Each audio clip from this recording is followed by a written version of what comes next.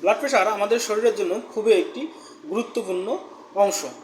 আমাদের প্রত্যেকেরই উচিত আমাদের শরীরের স্বাভাবিক ব্লাড প্রেশার মেপে নেওয়া। আমরা বইয়ের ভাষায় বলে থাকি উপরে 120 থেকে 139 পর্যন্ত এবং নিচে 80 থেকে 89 পর্যন্ত স্বাভাবিক প্রেশার। এর উপরে গেলে আমরা তাকে হাই প্রেশার বলি। কিন্তু কারো কারো ক্ষেত্রে দেখা গেছে উপরের প্রেশার 70 থেকে 80 এবং নিচের প্রেশার 50 থেকে 60 পর্যন্ত থাকার পরেও সে স্বাভাবিক জীবনযাত্রা বহন করতেছে, তার কোনো সমস্যা নাই, মাথা ঘোরা নাই, মাথা ব্যথা নাই। সেক্ষেত্রে আমরা তার জন্য তাকে স্বাভাবিক প্রেশার বলবো।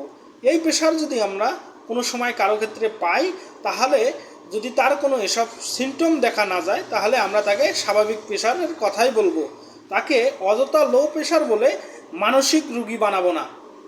কাজেই এর থেকে বোঝা যায় আমাদের প্রত্যেককেরই প্রেশার একবার হলেও মেপে দেখা। আবার অনেক ক্ষেত্রে দেখা গেছে কারো 120 থেকে 30-এর মধ্যে গেলেই তাকে প্রেশারের ওষুধ খাইতে হচ্ছে।